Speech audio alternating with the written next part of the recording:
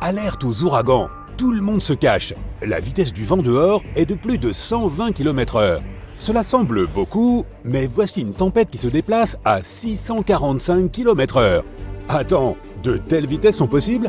Eh oui, mais pour assister à une tempête aussi puissante, tu devras te rendre jusqu'à Jupiter. Alors que le voyage commence. La planète est énorme, près de 1300 terres pourraient tenir à l'intérieur de cette géante. Elle est aussi incroyablement chaude, les températures atteignant environ 23 800 degrés Celsius au cœur de la planète. Malheureusement, tu ne peux pas atterrir à la surface de Jupiter, car étant une géante gazeuse, elle n'a pas de surface solide. Mais tu peux aller plus loin dans l'atmosphère de Jupiter. Regarde ces épais nuages bruns, jaunes, rouges et blancs qui glissent tout autour. Ce sont eux qui donnent à la planète son aspect coloré et un peu strié. Si tu continues à descendre vers le centre de la planète, tu verras son atmosphère, principalement composée d'hydrogène et d'hélium gazeux, se liquéfier. Cela se produit en raison de l'immense pression atmosphérique. Le noyau de la planète lui-même est un objet mystérieux. Les scientifiques n'ont toujours pas compris s'il s'agit d'une boule d'un épais liquide en fusion ou d'une roche solide dont la masse serait 14 à 18 fois supérieure à celle de la Terre. De toute façon, l'exploration de Jupiter n'est pas le but principal de ton voyage. Et non, tu t'es rendu ici pour voir la Grande Tache Rouge. C'est une énorme tempête qui fait rage dans l'hémisphère sud de la géante gazeuse. Ses plus hautes strates s'élèvent à plus de 8 km au-dessus du sommet des nuages environnants. La tempête elle-même est 1,3 fois plus grande que notre planète. En 2017, la sonde spatiale Juno de la NASA a réussi à collecter de nombreuses données sur la tache rouge. Et il s'est avéré que cette tempête monstrueuse descendait à plus de 320 km dans l'atmosphère de la planète. C'est 30 à 100 fois plus profond que n'importe quel océan sur Terre.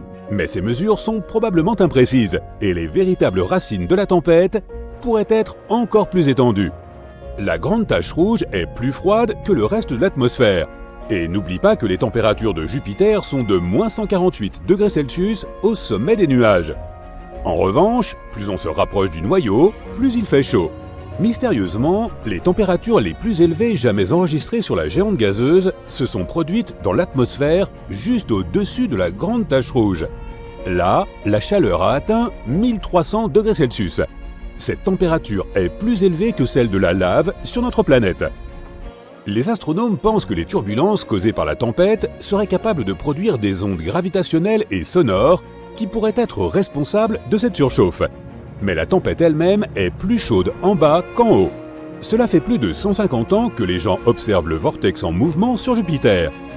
Il y a quelque temps, les astronomes ont prédit qu'il allait progressivement ralentir et devenir plus petit, voire disparaître complètement. Mais cela ne s'est pas avéré être le cas. Après avoir analysé toutes les données recueillies à l'aide du télescope spatial Hubble, les chercheurs ont été déconcertés de découvrir que les vents, aux confins extérieurs de la tempête, avaient en fait pris de la vitesse. La variation de la vitesse du vent n'est pas supérieure à 2,5 km/h au cours d'une année terrestre. C'est un changement infime. Mais aussi petite que soit cette différence, elle est tout de même significative. La vitesse du vent au bord de la tempête peut atteindre une vitesse ahurissante de 650 km/h. C'est plus rapide que les tornades de la Terre. En même temps, si tu te trouvais au centre de la Grande Tache Rouge, tu ne serais pas si impressionné. Les vents s'y déplacent beaucoup plus lentement. Les scientifiques ont dû relever de nombreux défis lorsqu'ils ont essayé de résoudre le mystère qu'est la Grande Tache Rouge. On ne sait pas très bien ce qui alimente la tempête. Cela peut-il être dû à la nature de sa planète d'origine ? Comme il s'agit d'une géante gazeuse, Jupiter n'a pas de sol solide, il n'y a donc pas de friction, ce qui pourrait être la seule chose capable d'atténuer la tempête. Les gaz chauds de l'atmosphère de la planète sont toujours en mouvement. Ils montent, descendent, tourbillonnent, tout comme sur notre planète où l'air plus frais et plus chaud se mélangent et se fondent l'un dans l'autre, formant des tempêtes gigantesques qui tournent sur elles-mêmes. Les astronomes pensent qu'autrefois, plusieurs immenses tempêtes ont pu se réunir et créer la Grande Tache Rouge. Et maintenant, elles continuent de tourner en attirant constamment des gaz froids des profondeurs et des gaz chauds en altitude. De plus, la tempête pourrait absorber d'autres cyclones plus petits. Cela rend la Grande Tache Rouge encore plus puissante. Malheureusement, les épais nuages sur Jupiter ne permettent pas aux astronomes de voir ce qui se passe dans la basse atmosphère de la planète. Les scientifiques spéculent depuis des décennies sur ce qui pourrait se cacher sous la grande tache rouge. S'agit-il d'un volcan massif ? Peu probable. Jupiter est principalement composée de gaz, et elle n'a pas de croûte qui pourrait se fissurer, laissant la lave s'échapper de l'intérieur de la planète. Il existe également quelques théories expliquant pourquoi la tempête possède cette couleur caractéristique. Elle varie du blanc et du rose pâle à l'orange vif, en passant par un rouge brique. Certains scientifiques pensent que la réponse se trouve profondément sous la grande tache rouge, plus près de la surface de la planète. Une couche de gaz incolore pourrait réagir au rayonnement UV provenant du Soleil. C'est probablement ce qui donne à la tempête sa couleur rouge. Mais pour l'instant, ce n'est encore qu'une théorie. Maintenant, tu en sais à peu près autant que nous. Jupiter n'est pas la seule planète qui peut se targuer de sa tempête géante. Une autre, aussi vaste que notre planète natale, fait rage sur Saturne. On l'appelle la Grande Tache Blanche. C'est pratique pour les différencier. La tempête a une traîne de nuages blancs qui encercle toute la planète, et elle se produit tous les 30 ans environ. Cette tempête démarre effectivement comme une tache, mais ensuite elle commence à s'étirer et à s'étendre. Les astronomes ont découvert que la Grande Tache Blanche était en fait un énorme système d'orage. Et au sommet de la tempête, les éclairs peuvent jaillir plus de 10 fois par seconde. Mais le principal mystère concernant la Grande Tache Blanche est de savoir d'où elle tire son énergie. Certains scientifiques pensent qu'elle pourrait être alimentée par le Soleil, d'autres affirment que la configuration des nuages de la tempête n'a de sens que s'il existe une source interne de chaleur qui puisse alimenter les vents. Quoi qu'il en soit, les violentes tempêtes sur différentes planètes du système solaire ne sont pas le seul mystère spatial qui rende les astronomes perplexes. Passons à Pluton, la plus grande planète naine connue du système solaire, et explorons son atmosphère. Elle s'élève très haut au-dessus de la surface de la planète et comporte plus de 20 couches, toutes glaciales et extrêmement condensées. Par ailleurs, notre Lune a aussi une sorte d'atmosphère. Appelée exosphère, elle est composée d'hélium, de néon et d'argon. Elle est 10 000 milliards de fois moins dense que l'atmosphère de la Terre. En voyageant dans l'espace, fais attention aux trous noirs. Un trou noir est un endroit où la gravité est si forte que même la lumière ne peut pas en sortir. Mais les trous noirs peuvent parfois se comporter comme des volcans galactiques supermassifs. De temps en temps, ils s'enflamment, mais au lieu de cracher de la lave, ils produisent d'énormes quantités d'énergie. Et ce phénomène laisse des trous béants dans la matière et le gaz environnant. Il y a peu de temps, les scientifiques ont découvert l'un des plus grands cratères de l'univers. Les radiotélescopes et autres télescopes à rayons X ont détecté un trou noir supermassif qui a piqué une crise il y a de très nombreuses années. Cela s'est produit dans un amas de galaxies situé à environ 390 millions d'années-lumière de la Terre. Le cratère que cet événement a laissé derrière lui pourrait contenir 15 galaxies semblables à la Voie lactée. Oui, même moi ça me dépasse un peu. Pendant ton voyage à travers l'espace, réfléchis bien avant d'atterrir sur des planètes inconnues. Sinon, tu risques de te retrouver dans un endroit comme K2 141b. C'est une planète située en dehors de notre système solaire. À première vue, elle n'est pas si différente de la Terre. Elle possède des océans liquides qui s'évaporent, forment des nuages, se condensent et reviennent à la surface sous forme de pluie. Mais au lieu d'eau, il pleut des pierres. La surface de cette exoplanète est recouverte de mers de lave profondes de plusieurs dizaines de kilomètres. Les températures sur K2 141b atteignent...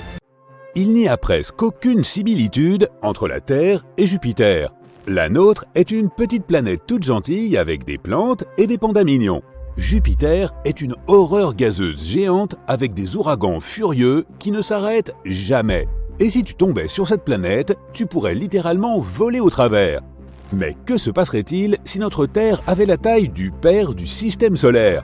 Oh, ça va être marrant. Jupiter est une planète si grande que je parie que tu ne peux même pas visualiser son échelle. Son rayon est environ 11 fois supérieur à celui de la Terre et sa masse est environ 316 fois plus grande. Donc, pour transformer la Terre en une autre Jupiter, il faudrait multiplier son rayon par 11. Si la densité de la planète restait la même, alors la masse de notre nouvelle Terre augmenterait considérablement. En fait, elle deviendrait jusqu'à 4 fois plus importante que celle de Jupiter.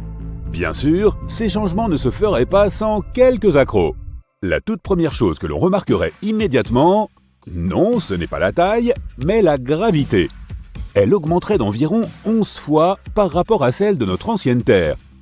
Les scientifiques affirment que nous pourrions effectivement survivre sur une planète avec une plus grande gravité, mais seulement si elle n'était que 5 fois supérieure à celle que nous connaissons maintenant.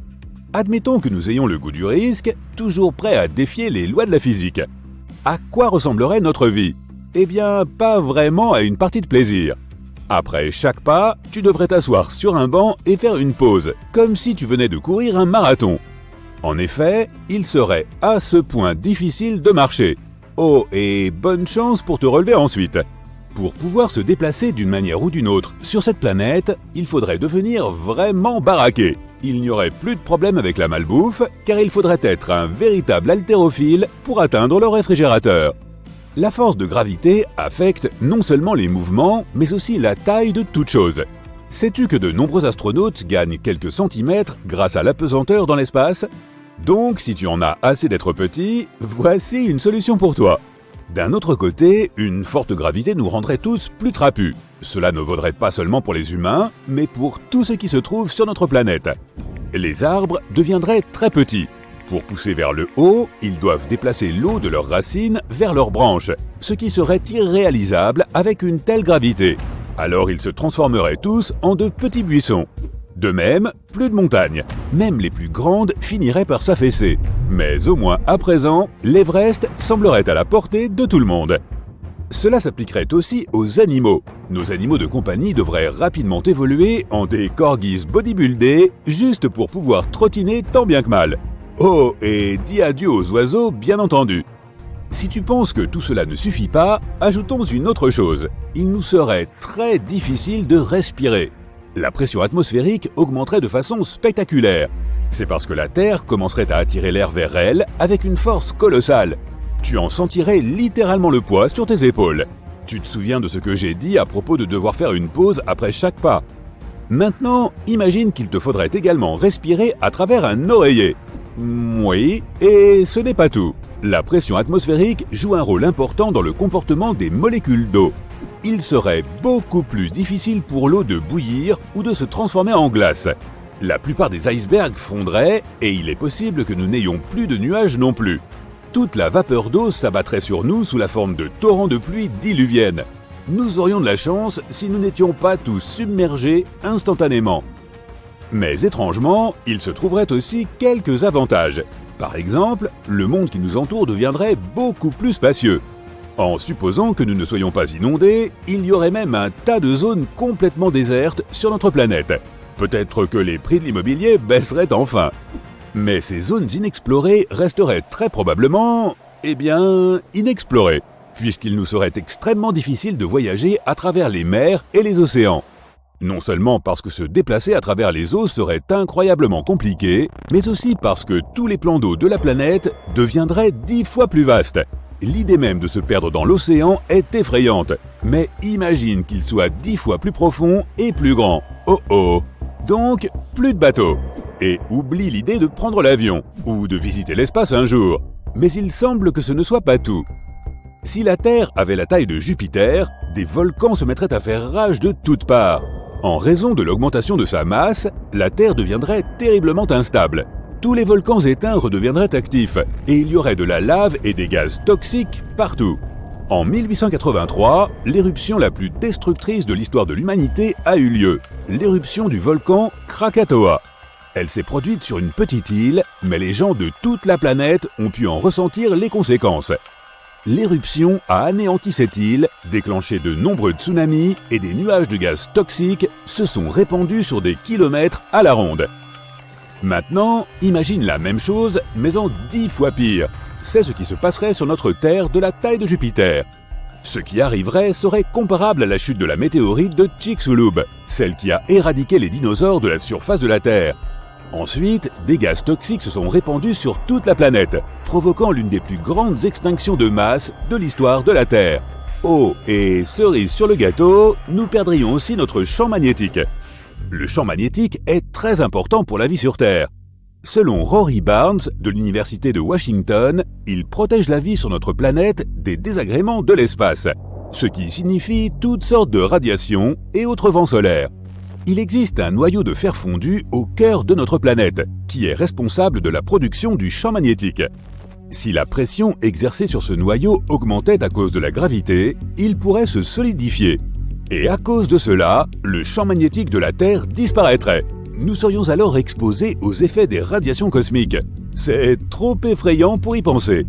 Très bien, maintenant nous savons que vivre sur cette nouvelle Terre serait un véritable cauchemar. Mais qu'en est-il de l'espace extra-atmosphérique ? Tu as probablement entendu dire que Jupiter, grâce à sa forte gravité, nous protégeait des astéroïdes. Eh bien, c'est nous qui hériterions de ce sale boulot. Jupiter rencontre environ 24 000 impacts par an, et ce serait désormais notre destin. Tu te souviens que j'ai parlé de la météorite de Chicxulub ? Des tragédies similaires arrivent à notre planète une fois tous les 100 millions d'années environ. Mais si elle acquérait la taille de Jupiter, ces machins nous rendraient visite tous les vendredis soirs. De plus, nous devrions dire bye-bye à notre Lune. Notre satellite naturel est trop proche de nous. Donc, si la Terre grandissait, ce serait une véritable catastrophe. Nous regarderions littéralement la Lune se déchirer dans le ciel. Bien sûr, après cela, tous ces fragments s'écraseraient sur nous. Une théorie affirme qu'il y a des milliards d'années, la Lune s'est pour ainsi dire séparée de la Terre et que ces morceaux se sont rassemblés en une boule. En l'occurrence, ce serait comme regarder sa formation se rembobiner. Et même si la Lune survivait à cela, en restant en quelque sorte dans l'orbite de la Terre, les changements dans nos marées seraient tout de même spectaculaires. Les conséquences de ces altérations seraient absolument imprévisibles, mais il est plus que probable qu'une série de tsunamis en fasse partie. D'un autre côté, nous gagnerions probablement quelques nouvelles lunes. Jupiter en compte jusqu'à 79. Ce serait probablement un spectacle à couper le souffle. Si seulement les nuages de gaz de toutes ces éruptions volcaniques ne bloquaient pas la vue. De plus, l'apparition d'une deuxième planète géante aurait des conséquences importantes pour tout le système solaire. Ne t'inquiète pas, les autres planètes ne s'écraseraient pas directement sur nous. Beaucoup de gens sous-estiment à quel point les planètes sont éloignées les unes des autres.